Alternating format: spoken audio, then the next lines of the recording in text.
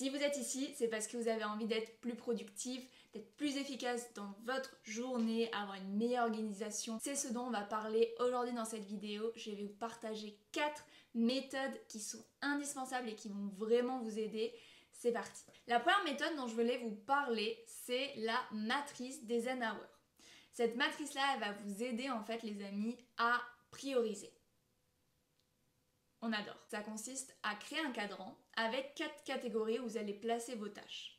Première catégorie, important et urgent. Deuxième catégorie, non important mais urgent. Troisième, ça va être important mais pas urgent. Et la quatrième, c'est ni urgent ni important. Voilà, je crois que j'ai fait le tour. Je crois que je me suis pas trompée. Donc, je vous montre comment présenter ce cadran. La première catégorie, ça va être non important mais urgent. Cette catégorie-là, en fait, elle regroupe vos projets à moyen et long terme. En fait, c'est un peu la catégorie où vous allez mettre tout ce qui est à planifier, tout ce qui est en planification. Et c'est sur quoi, en fait, tu as envie de passer sur le long terme plus de temps. À l'opposé, on a tout ce qui est urgent et important aussi. Et ça, c'est la catégorie faire. Tâches qu'il faut que tu fasses là tout de suite maintenant. Et c'est souvent les tâches qu'on essaye d'éviter, mais qui ont une importance primordiale dans l'avancée de ton projet si tu les fais. Et d'ailleurs, qui peuvent avoir un impact important si tu ne les fais pas aussi. En bas à droite, on va avoir tout ce qui est urgent, mais qui n'est pas forcément important à faire. Cette catégorie-là de tâches, si vous pouvez évidemment, c'est la catégorie où on va plus déléguer. Parce que c'est pas vraiment important que ça soit fait par nous, mais c'est urgent, ça doit être fait sur le moment. Et c'est aussi la case en fait où tu vas mettre des choses qui peuvent être très urgentes, mais qui ne sont pas forcément importantes à tes yeux, à toi. Elles sont urgentes et importantes justement, peut-être aux yeux d'une autre personne ou peut-être de ton équipe parce que ils ont besoin de ta validation, des choses comme ça pour avancer. La dernière catégorie, c'est celle qui est ni importante ni urgente. Donc ça, carrément, c'est les tâches que tu peux reporter, annuler, replanifier. Voilà, c'est ce qui n'est pas forcément, qui n'a pas un impact primordial du coup sur ton avancement. Sur l'ensemble de tes tâches, tu peux te poser les questions. Pourquoi c'est urgent? Pourquoi c'est important? Pour qui c'est urgent? Pour qui c'est important? Quoi ça te rapproche en fait de tes objectifs? Et ça va t'aider, je pense, à pouvoir mieux catégoriser aussi tes tâches. Voilà la première méthode, super simple, et ça va vous aider du coup à prioriser, c'est parfait. Deuxième méthode que je vais vous conseiller d'utiliser, c'est la technique Pomodoro. Oui, parce que quand je parle italien, je fais ça. Je parle pas beaucoup italien. Pomodoro, ça veut dire tomate en italien. Voilà. C'était la petite parenthèse linguistique. Donc, la technique Pomodoro, elle consiste à travailler par intervalle de manière ultra concentrée. Donc, vous avez 4 cycles comme ça, de 25 minutes. Et entre ces cycles-là, vous allez faire 5 minutes de pause. Pendant vos 25 minutes de concentration, vous allez être vraiment focus. Vous êtes déconcentré par rien d'autre que la tâche, évidemment, que vous êtes en train de faire. Pas de notification, rien du tout. Vous essayez vraiment d'être focus pendant 25 minutes sur cette tâche-là. Vous faites vos 5 minutes de pause. Et pareil, quand vous faites 5 minutes de pause, c'est vraiment une vraie pause que vous prenez et que vous déconnectez de votre projet.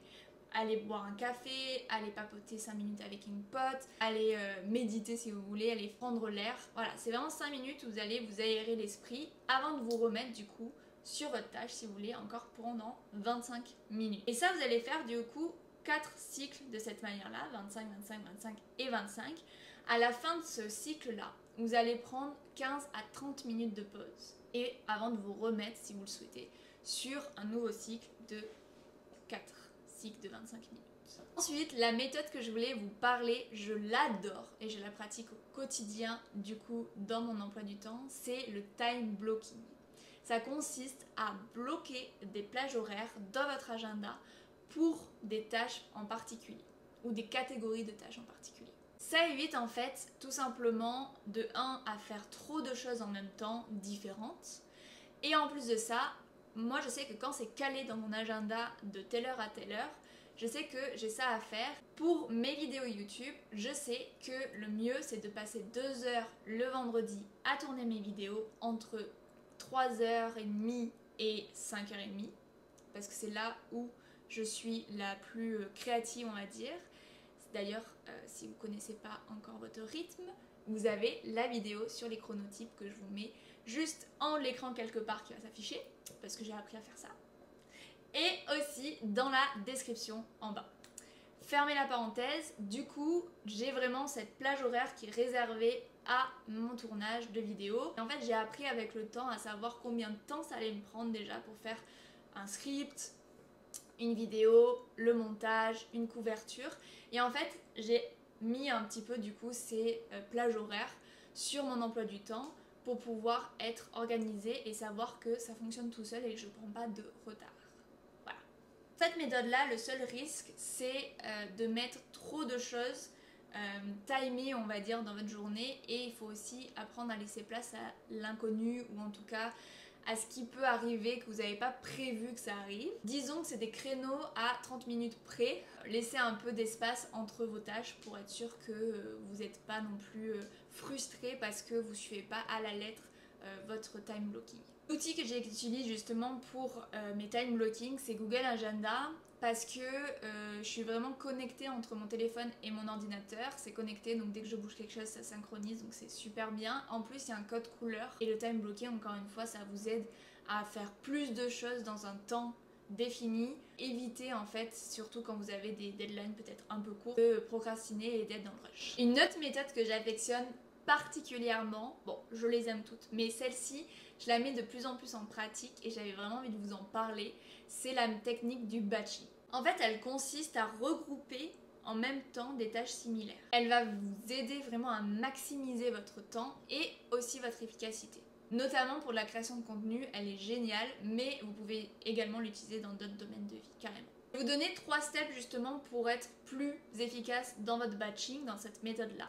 La step numéro 1, c'est d'arriver à regrouper, en fait, d'identifier les tâches qui peuvent être similaires. Step 2, on va faire appel du coup au time blocking où vous allez allouer des plages horaires spécifiques pour un groupe de tâches similaires. Par exemple, vous pouvez, comme moi je suis en train de faire, allouer 3 heures de votre temps dans l'après-midi pour tourner l'ensemble de votre contenu de vidéos et de photos pour les réseaux et pour YouTube. Step numéro 3, évidemment, c'est de vous concentrer sur ces tâches-là uniquement que vous avez décidé de mettre sur ce temps-là et de pas trop divaguer, pas du tout d'ailleurs, c'est le mieux, sur d'autres tâches qui n'ont aucun rapport en fait avec le groupe de tâches que vous aviez prévu sur ce créneau-là. Premier avantage au batching, c'est que vous allez augmenter votre concentration. Pourquoi ? Parce que le fait de garder votre cerveau dans cette zone de tâches similaires, vous n'allez pas demander à votre cerveau de switcher de tâches de zone en zone, enfin de sujet en sujet, et ça va aider énormément sur votre concentration. Le batching aussi, ça aide énormément à réduire les interruptions.